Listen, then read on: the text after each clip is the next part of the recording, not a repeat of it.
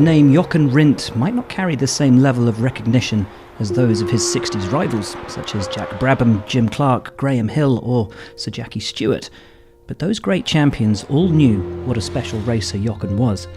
His hard-charging attitude and incredible speed made him a thrilling driver to watch, and his tragic death at Monza in 1970 cut short what was one of the greatest racing careers of the era. But his legend lives on.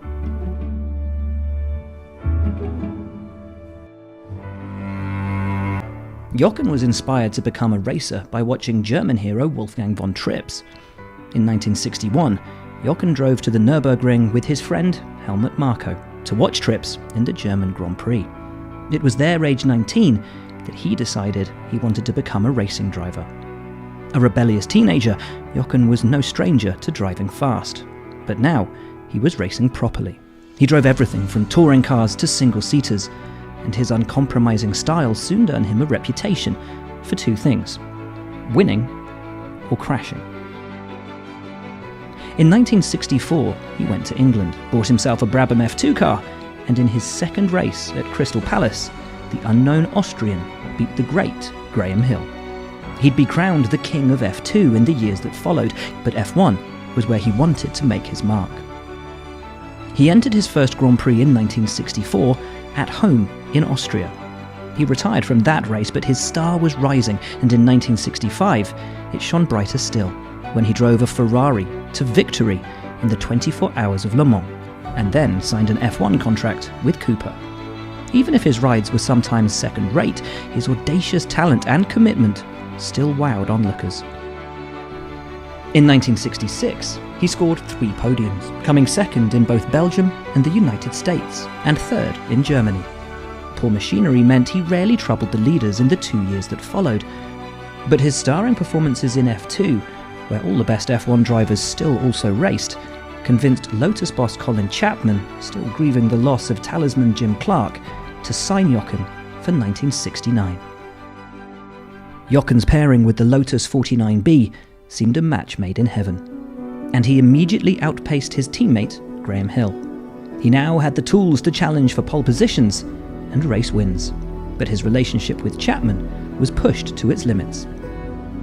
In Spain, Lotus's quick but fragile cars were exposed as wing failures sent Jochen and Hill's cars into the barriers, with Jochen lucky to escape with a broken nose and cheekbone.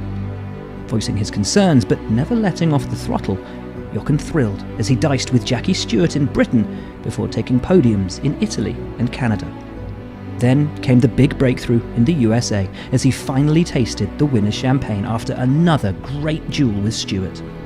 A winner at last, Jochen was a man on a mission in 1970, winning 5 of the first 8 races to run away with the World Championship lead, including an extraordinary victory in Monaco where he pressured Jack Brabham into a famous last lap error. But alongside those triumphs, there was tragedy. In the space of 19 days amid that winning streak, Jochen's friends and fellow racers Piers Courage and Bruce McLaren were both killed in crashes. Married with a young daughter, those deaths were said to have had a profound impact. He considered retirement. Sadly, he never got the chance to walk away.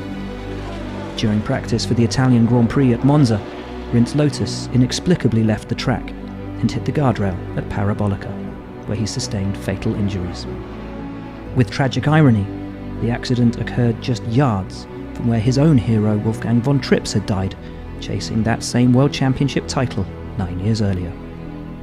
In the races that followed, no one was able to surpass Rindt's points total, and so it was that he was crowned as F1's first, and thankfully only, posthumous world champion. His legacy is much more than that though. He was an outrageously skillful and courageous racer, with a great sense of humour, beloved by his fellow drivers. He was a man who could transcend the limits of his vehicle, who loved to push the limits and make the seemingly impossible look possible. A champion taken too soon, but never forgotten, even by those who never had the fortune of watching him race. I've always had a crush on Jochen, so I'm not sure why, but I think there was just the element of something that I admire.